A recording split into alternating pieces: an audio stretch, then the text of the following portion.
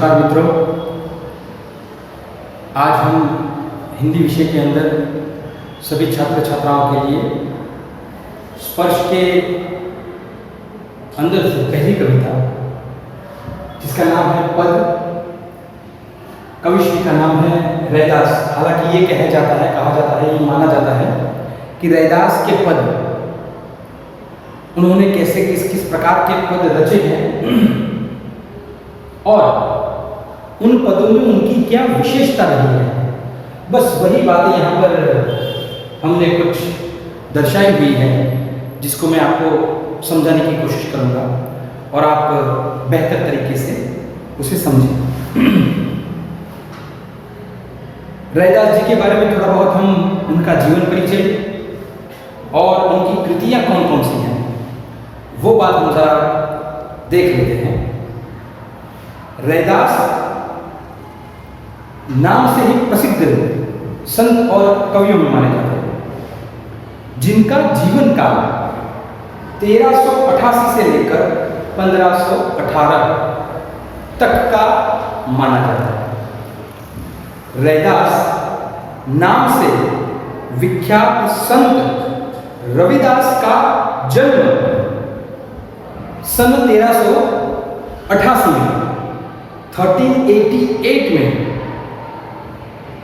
और उनका देहावसान या तो निधन या मृत्यु कह सकते हैं, वह सन 1518 में बनारस में ही हुआ है, ऐसा माना जाता है।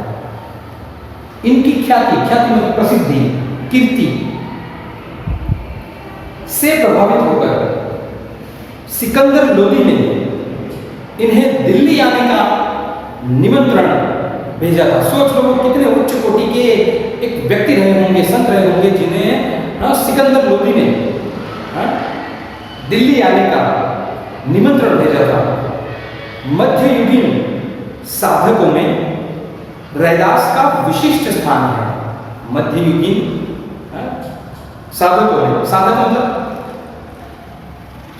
हकीकत में कवि है, साधक इसलिए कहा गया है कि वो साधना करते थे और भगवान को, ईश्वर को प्राप्त करने की कोशिश करना चाहते थे और शायद कुछ हद तक वह सफल भी हुए। और इसीलिए साधक जो साधना करते हैं उन्हें साधक बोला जाता है और तपस्वी जो तपस्या करते हैं उनको तपस्वी बोला जाता है। जो वन में जाकर अपने महाभारत में, रामायण में और बहुत सारे ऐसे पुराणों में और सब जगह देखा होगा कि जो व्यक्ति तपस्याएं करते हैं वन में, उनको विशेष वरदान प्राप्त होते हैं और फिर उसके आधार पर वो अपने जीवन को यापन करते हैं। कबीर की तरह रैदास भी संत कोटि के कवियों में गिने जाते हैं। कबीर जैसे मतलब महान व्यक्तियों की तरह वो उच्च कोटि के कवियों में भी गिने जाते हैं। मूर्ति पूजा, तीर्थ यात्रा जैसे दिखावों में रैदास का जरा भी विश्वास न था। ध्यान शब्द में फिर से दोहरा रहा हूं कि मूर्ति पूजा, तीर्थ यात्रा जैसे दिखावों में। अब आपको शायद ये प्रश्न हो रहा होगा कि मूर्ति पूजा और तीर्थ यात्रा ये दिखावा क्यों है? भारतीय संस्कृति में इसे तो मुख्य महत्व दिया गया है। जैसे मान लीजिए आप लोग कहीं भी कृष्ण भगवान का मंदिर ले लो या महादेव जी का कोई मंदिर ले लो, शिव भगवान का, या तो किसी और संप्रदाय का कोई भी मंदिर ले लो जहाँ पर कोई मूर्ति होती है, उसकी सुबह, दोपहर, शाम आरती, संध्या आरती या शयन आरती या श्रृंगार आरती या भोग लगते हैं या भजन होते हैं या कीर्तन होते हैं, ये सब कुछ सब लोग करते हैं। तो यहाँ पर इन्होंने यह बात क्यों बताई है कि उनको जरा विश्वास नहीं था। क्यों नहीं था वो देखते हैं। वह व्यक्ति की आंतरिक भावनाओं और आपसी भाईचारे को ही सच्चा धर्म मानते थे। क्या बात बताई गई है कि वह व्यक्ति की आंतरिक भावनाएं, जैसे मान लीजिए बहुत सारे ऐसे व्यक्ति होते हैं कि भाई मंदिर जाते हैं, मस्जिद जाते हैं और फिर जानबूझकर या अनजाने में कोई न कोई किसी का बुरा कर देते हैं, किसी के साथ द्वेष भाव रखते हैं, किसी के साथ ईर्ष्या भाव रखते हैं, किसी का कुछ छीन लेते हैं, किसी को हक का देते नहीं है। तो ऐसी भक्ति मंदिर में सुबह शाम 3 टाइम 2-2 घंटे जाने का कोई मतलब नहीं है। यहाँ पर ये बात बताई गई है, ध्यान रखना। कि एक दिखावा या बाह्य आडंबर नहीं होना चाहिए। क्यों? क्योंकि जो हमारा आंतरिक मन है, हम सबको हम झुठला सकते हैं। हम अपने आत्मा को, हृदय को कभी झुठला सकते हैं क्या? कतई नहीं, बिल्कुल नहीं। और हम जानते हैं कि हमने कुछ गलत किया है। जैसे चोर चोरी करता है तो सबको पता है कि किसी ने चोरी की है, पर चोर को तो खुद को पता है कि ये चोरी मैंने की है। तो अपने आत्मा को गलत साबित नहीं कर सकते हम। और यहाँ पर ये बात बताई गई है कि तीर्थ यात्रा, जैसे भारतवर्ष में आप लोगों ने देखा होगा 4 धाम की यात्रा का महान विशेष स्थान दिया गया है भारतीय तीर्थ स्थानों में। और एक अमरनाथ यात्रा, पशुपति जो नाथ का मंदिर है जो नेपाल में, वो लोग जाते हैं, केदारनाथ, बद्रीनाथ, ठीक है। उन पर 4 धामों में मुख्य 4 धाम कौन से हैं? शायद आपको ये पता होगा, अगर नहीं पता है कोई बात नहीं, मैं बता देता हूँ। जैसे बहुत सारे व्यक्ति जो है वो बहुत बार अपने घर के आजू बाजू के बैजनाथ मंदिर है, ये मंदिर है, वो मंदिर है लगा देते हैं। नहीं, मुख्य 4 धाम ध्यान रखना, जो भारतवर्ष में भक्ति के समुदाय में जो मुख्य 4 धाम जो बताए गए हैं। जैसे मान लीजिए कि भारत का एक नक्शा, तो मैं जैसे यहाँ खड़ा हूँ, जम्मू कश्मीर से लेकर कन्याकुमारी और गुजरात से लेकर कोलकाता, आसाम तक, तो इनमें चारों दिशाओं में एक मुख्य 4 मठ है जो शुक्राचार्य ने या और शंकराचार्य ने वो चारों मठों की स्थापना की थी। और सारे भक्ति का, पूरे संत समुदाय का जो लेखा जोखा है, कार्यकलाप है, उनकी जो सही दिशा जो है वो वहीं से तय की जाती है। उनमें सबसे ऊपर अगर बोले जाए तो है बद्रीनाथ, फिर रामेश्वरम नीचे, एक तरफ उड़ीसा जगन्नाथ मंदिर, और एक बहुत ही विश्वसनीय स्थल, हालांकि भगवान के सारे मंदिर विश्वसनीय होते हैं पर हमारे नजदीक है तो हम जा सकते हैं, तत्काल भी जा सकते हैं। तो वो गुजरात का द्वारिका, ध्यान रखना दोस्तों, वो है गुजरात का द्वारिका, जो 4 धामों में जिसकी गिनती की जाती है। और ऐसा माना जाता है कि मान लीजिए सारे व्यक्ति के घर में, सारे मनुष्यों के घर में वो सारी व्यवस्थाएं नहीं होती हैं, शायद वो धन से कभी कभार लाचार होते हैं, या शरीर से लाचार होते हैं, समय से लाचार होते हैं, घर वालों का साथ नहीं होता है, तो अगर हो सके तो भले 4 धाम की यात्रा न कर पाए पर कम से कम एक बार द्वारिकाधीश, द्वारका के दर्शन अवश्य ही करने चाहिए अगर मुमकिन हो सके तो। पर अपने खुद के कमाए हुए पैसे से, ना कि किसी और के पैसे से। ऐसा तो सबको आता है कि पैसा किसी और का और जल से हम कर रहे हैं, नहीं। यहाँ पर ये बात बताई गई है कि तीर्थ यात्रा होता है। और शायद ये थोड़ा बहुत जनरल नॉलेज के लिए मैं आपको बता रहा हूँ कि अब तक ये जो द्वारिका नगरी उस वक्त सोने की जो बनी थी, उसके बाद यह 7वीं बार बनकर खड़ी है। आज की जो द्वारका है हमारे यहाँ, वह 7वीं बार बनकर खड़ी हुई है। 6 बार उसका मतलब तबाह होना हो चुका है, वो तबाह हो चुका था, पूरा शहर द्वारिका जो है वो नेस्तनाबूद हो चुका था, और ये 7वीं बार जो है वो बना हुआ है। और एक विशेष सिर्फ सामान्य जानकारी के लिए आज भी, क्योंकि वो कृष्ण भगवान की राजगद्दी थी, और रुक्मिणी, आपने नाम शायद सुना होगा, कृष्ण भगवान की बहुत सारी पटरानियाँ थी। कृष्ण भगवान के बारे में बहुत सारे लोग बहुत कुछ गलत इरादे रखते हैं। गलत इरादे मतलब कि उनको सही क्या है वो पता नहीं है। जब कभी पूछा जाता है कि कृष्ण भगवान की कितनी रानियाँ या पत्नियाँ थी, तो लोग ऐसे ही बोल देते हैं 16,108। नहीं, हम भगवान को गलत स्वरूप में ले रहे हैं। वो 16,100 जो थी वो तो सिर्फ उन्होंने अपने नाम, सिर्फ गांधर्व विवाह सिर्फ अपना नाम दिया था, ताकि उस वक्त के ज़माने में कोई दूसरे विवाह, आजकल के ज़माने में जो होते हैं 2 बार 3 बार, उस प्रकार की समस्याएं उस वक्त अलग प्रकार की समस्याएं थी, और आज की समस्याएं अलग हैं। उस वक्त ऐसा ज़माना नहीं था कि कोई भी व्यक्ति 2 बार 3 बार शादी कर ले। और उनकी जो 8 पत्नियां हैं, उनमें से कुछ एक नाम मुझे याद है कि रुक्मिणी, कालिंदी, मित्रविंदा, ठीक है, तो जामवंती, ठीक है। तो ये सब जो सारी जो उनकी पत्नियां हैं, उनमें से एक रुक्मिणी ने शादी करने के लिए उन्हें एक पत्र भेजा था, और वो विवाह से पहले पत्र था, वो किसी और से शादी नहीं करना चाहती थी। और उन्होंने कृष्ण भगवान को ही अपना पति माना था। उन्होंने पत्र लिखा था कि आप मुझे ले जाए, और अपहरण करके कृष्ण भगवान वहां से उनको ले जाते हैं और उनके साथ ब्याह रचाते हैं। अब बहुत साल बीत गए, सारा सब कुछ समय युग वह समाप्त हो गया। आज भी, आज के समय में भी द्वारिका नगरी में वह पत्र हर शाम को शयन आरती के बाद कृष्ण भगवान को पत्र आज भी सुनाया जाता है। सोच लो कितना भगवान ने मनुष्य को एक उत्कृष्ट प्राणी बनाया, जो उनके ऊपर भरोसा शायद नहीं करता। बाकी सब कुछ भगवान ही कर रहे हैं, हम और आप सिर्फ एक निमित्त मात्र हैं। मैं यहाँ लिख रहा हूँ, मैं आपको यहाँ पढ़ रहा हूँ, मैं आपको कुछ बता रहा हूँ, आप कुछ काम कर रहे हैं, वो सिर्फ भगवान ही करवा सकते हैं।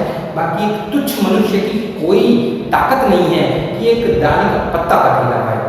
तो ये सिर्फ आपको मैंने जानकारी दी है कि भाई द्वारिका के बारे में अगर कोई पूछे कि भाई गुजरात के 4 धाम में से कौन सा एक धाम है जो गुजरात में आया हुआ है, तो उसका जवाब होगा द्वारका।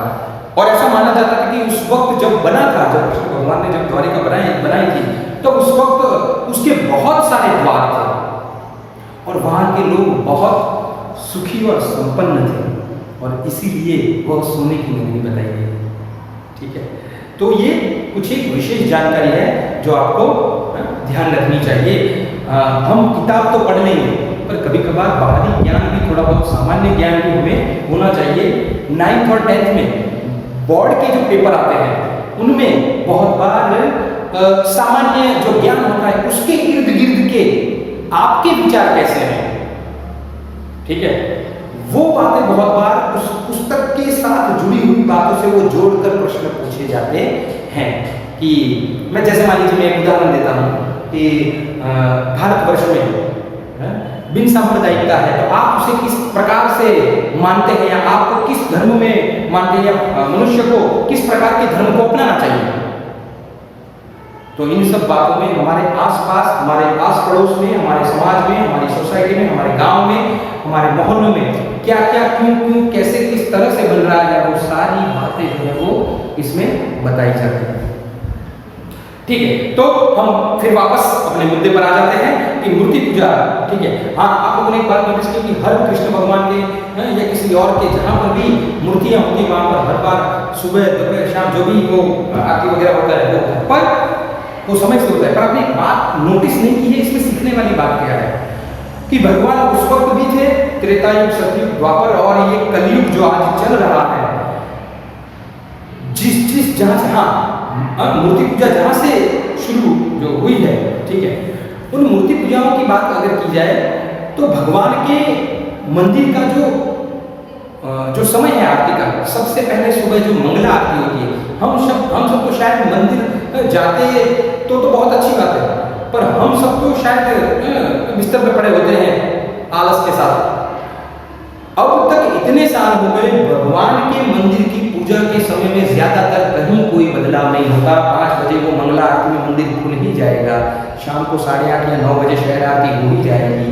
तो एक समय की निश्चितता सिखाता है ये भगवान के जो विषय है वो हमें क्या सिखाते हैं, समय की निश्चितता। और समय बड़ो बलवान, ध्यान रखना, ऐसा बोला गया है महाभारत में कि समय बड़ा बलवान, मनुष्य नहीं बलवान, काबे अर्जुन मारियो, वही धनुष और वही बाण। यहाँ रैदास जी जैसे साधक भगवान को इसीलिए तो प्राप्त करना चाहते हैं, वो जन्म और मरण की दुविधाओं में से बाहर निकलना चाहते हैं। ध्यान रखना, ये समय बड़ा बलवान, ये ऐसा इसलिए बोला जाता है क्योंकि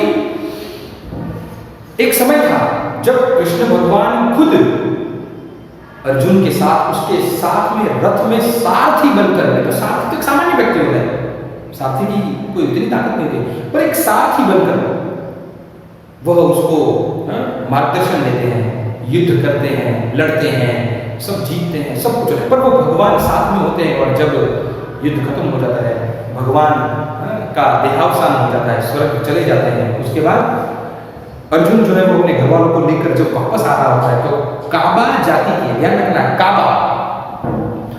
काबा जाति के आदिवासी लोग अर्जुन को और उनके परिवार के लोगों को लूट लेते हैं और अर्जुन के पास वही धनुष और वही बाण होता है, वो चलाने की कोशिश करता है पर वो निशक्त हो जाता है। वो शस्त्र होने के बावजूद भी उसमें वो शक्ति नहीं होती कि वो उसको चला पाए। और इसलिए बोला होता है कि यहाँ पर कहा गया है कि जब आपके साथ भगवान हो, आप कुछ अच्छा कर रहे हैं तो आपके साथ भगवान है, इसलिए आप कर रहे हैं। आपका समय अच्छा है या बुरा है वो बात की बात, पर भगवान आपके साथ है। जो अच्छा हो रहा है वो हरि की इच्छा है और जो नहीं हो रहा है वो भी हरि की इच्छा है, वो भी भगवान ही कर रहे हैं। ठीक है, इसलिए तो बोला जाता है कि हरे कृष्ण कृष्ण कृष्ण हरे हरे और हरे राम राम राम हरे।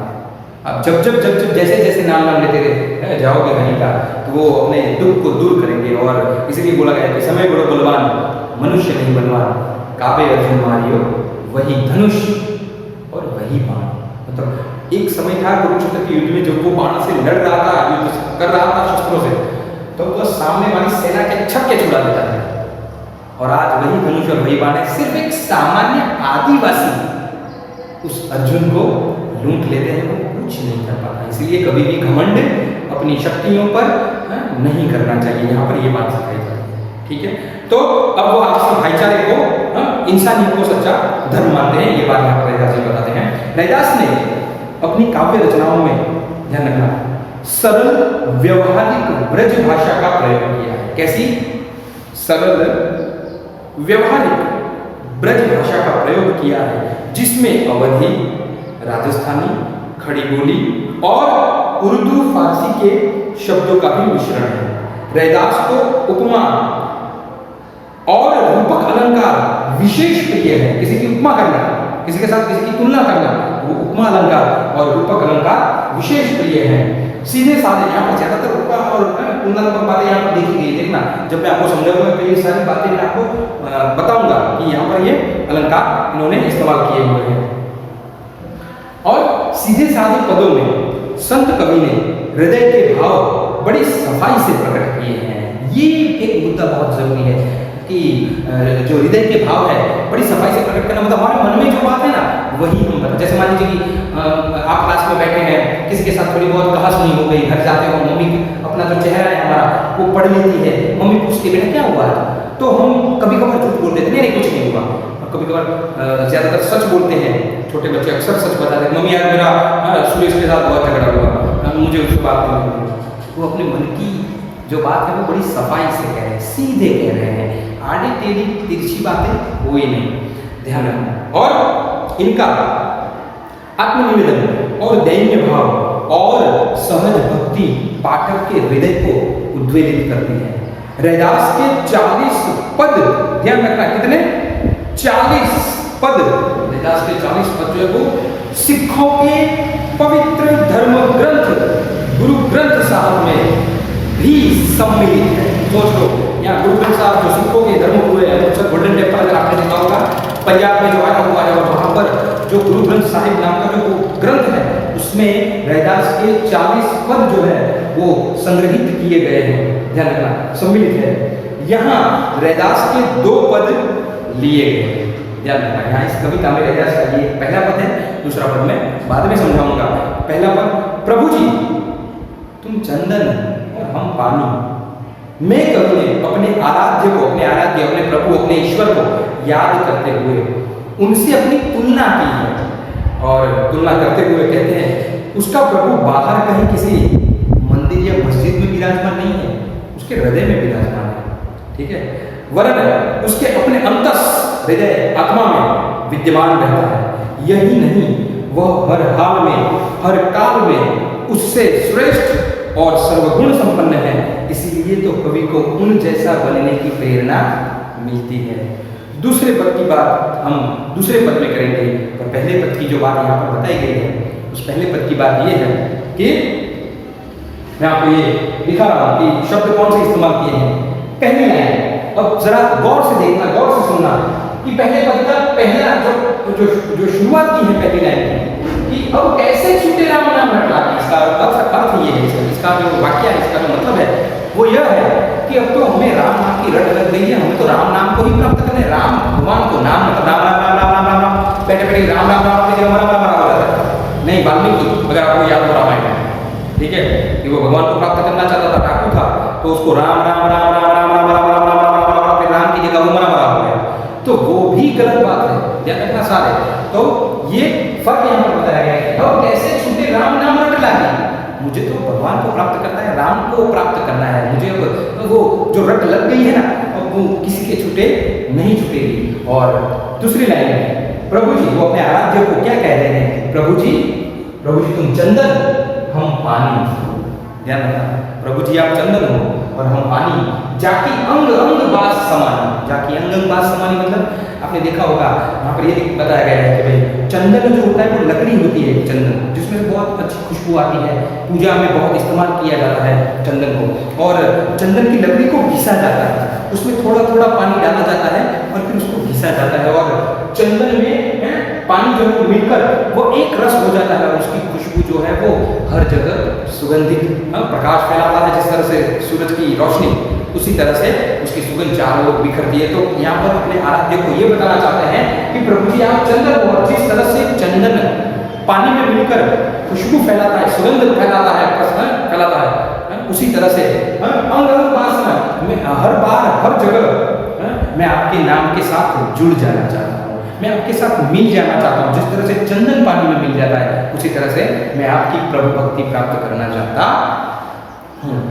दूसरी लाइन देखते हैं कि प्रभु जी तुम घन वन हम मोरा, यहाँ पर क्या कहा, जैसे चित्रवत चंद्र चकोर, यहाँ पर ये बात बताई गई है कि प्रभु जी तुम एक घना वन हो और मैं उस घने वन में आपको उमड़ घुमड़ कर आने वाले बादल को देखकर नाचने वाला मयूर हूँ, और मैं उस वन में चित्रवत चंद्र चकोरा, मतलब जैसे एक चातक नाम का, एक चकोर नाम का एक पक्षी होता है जो हमेशा एक चंद्र को निहारता रहता है, एक टक देखता रहता है, उसी तरह से मैं आपको देखना चाहता हूँ, आपकी प्रभु भक्ति आपको प्राप्त करना चाहता हूँ, आप में मिल जाना चाहता हूँ। ध्यान रखना, अभी क्या कहते हैं कि प्रभु जी तुम घन वन, तुम्हें उमड़ घुमड़ कर आए हुए घने बादल हो, घने वन हो, और उसको देखकर मैं प्रसन्न होकर नाचने वाला मोरा मयूर हूँ, और जैसे चित्रवत चंद्र, मतलब जिस तरह से एक चकोर चांद को एक टक निहारता रहता है, बस वही बात यहाँ पर कवि बता रहे हैं। तीसरी लाइन में प्रभु जी तुम दीपक हम बाती, क्या बात है, प्रभु जी तुम दीपक हम बाती, जाके ज्योति बड़े दिन रहते हैं, प्रभु जी आप एक दीपक हो, एक लौ जलती हुई हो, प्रकाश हो, अंधकार से प्रकाश की ओर ले जाने वाले दीपक हो, और जिसकी ज्योति जो है वो दिन रात जलती रहे, मैं आपकी प्रभु भक्ति में हमेशा लीन रहूं, यह बात बताई गई है। क्या फिर से मैं बता रहा हूँ कि प्रभु जी आप दीपक हम बाती, जाकी ज्योति बड़ी दिन रहती, प्रभु जी आप दीपक हो और मैं तो एक सामान्य बाती हूँ, मैं आपको बगैर कभी जिंदा रह सकता हूँ क्या, नहीं, इसकी ज्योति जो है वो ज्योति बड़े दिन रात, मतलब आपके नाम की प्रभु भक्ति जो है उसमें मैं लीन रहना चाहता हूँ, आपको प्राप्त करना चाहता हूँ, और उसकी जो ज्योति है, उसकी जो नामना है, ख्याति है, प्रसिद्धि है, वो दिन रात हमेशा युगों युगों तक जलती रहे। आगे प्रभु जी तुम मोती हम धागा, वाह क्या बात है, प्रभु जी तुम मोती और हम धागा, सीधी बात है, मोती धागे में पिरोया जाता है, उसके बाद उसका कंठ में उसको हम हार के स्वरूप में पहनते हैं, ठीक है, उसके बगैर उसकी कोई कीमत नहीं है मोती की। और जैसे सोने ही मिलते सुहागा, जैसे सोने में सुगंध मिल गई हो, ऐसी बात यहाँ पर कवि बता रहे हैं। और लास्ट लाइन है प्रभु जी तुम स्वामी हम दासा, ऐसी भक्ति करे रे दासा, क्या कहते हैं कवि कि प्रभु आप स्वामी हो और मैं तो एक सामान्य दास हूँ, जैसे हनुमान राम भगवान के दास थे, उन्होंने कभी प्रश्न नहीं पूछा कि भगवान मैं ये क्यों आपके लिए करूं, हमेशा ये बोला कि भगवान आप जो आज्ञा देंगे मैं सभी कार्य जो है वो हमेशा करने के लिए तत्पर हूं, मैं आपको कभी मना नहीं करूंगा, मैं आपका दास हूं, मैं आपका सेवक हूं। तो यहाँ पर भी प्रभु जी तुम स्वामी हम दासा, ऐसी भक्ति करे रे दासा, मतलब मैं आपका दास बनकर आपकी भक्ति करना चाहता हूँ, ऐसी बात जो है वो यहाँ रैदास जी बताना चाहते हैं। कुल मिला के प्रभु के साथ, अपने आराध्य के साथ अपनी तुलना करते हैं, और उस तुलना के बारे में यहाँ पर बताया गया है। रैदास जी अपने प्रभु को, आराध्य को प्राप्त करना चाहते हैं। मैं एक बार फिर से बोल रहा हूँ कि अब कैसे छूटे राम नाम रट लागी, प्रभु जी आपके नाम की रट लग गई है हमें, अब हमें दूसरी कोई बातों से लेना देना नहीं है। प्रभु जी आप चंदन जिस तरह से पानी में मिल जाता है, उसी तरह से उसकी खुशबू सारे संसार में फैलती है, उसी तरह से हम भी आप में घुल मिल जाना चाहते हैं। प्रभु जी आपके घर वन हो, उमड़ कर आने वाला वन हो, और हम उसमें उस वन में उस प्राकृतिक दृश्य को देखकर प्रसन्न होकर नाचने वाला मैं मयूर हूँ। और जैसे चितवत चंद्र चकोरा, एक चकोर नाम का एक पक्षी जैसे मतलब चंद्र को एक टक निहारता रहता है, उसी तरह से मैं आपकी प्रभु भक्ति में लीन रहना चाहता हूँ। प्रभु जी तुम दीपक हूँ, आपके प्रभु जी आप तो दीपक हो और मैं एक सामान्य सी बाती हूँ, और उसकी ज्योति जो है वो हमेशा प्रकाश की जो लौ है वो हमेशा युगों तक जलती रहे। प्रभु जी आप मोती और हम धागा, जैसे सोने ही मिलत सुहागा, मतलब एक सोने में सुहागा मिल गया हो, उस तरह से मोती और धागा, आप मोती हैं और मैं धागा हूँ, आप मेरे पूरक, आप मेरे बगैर नहीं रह सकते और मैं आपके बगैर नहीं रह सकता। इस प्रकार की भक्ति जो है वो प्राप्त करना चाहता हूँ। प्रभु जी तुम स्वामी हम दासा, ऐसी भक्ति करे रहना चाहता हूँ। प्रभु ये आप ये कहना चाहते हैं कि मैं एक सामान्य दास हूँ और मैं आपकी भक्ति प्राप्त करना चाहता हूँ, आपको प्राप्त करना चाहता हूँ। हे भगवान आप हमेशा मेरे निकट रहिए, समीप रहिए, ऐसी भक्ति करना चाहते हैं, अपने प्रभु को प्राप्त करना चाहते हैं। तो इस कविता का, इस पद का पहला अंश यहाँ समाप्त होता है। दूसरे अंश में हम आगे की बातें दूसरे पद को जानेंगे। धन्यवाद।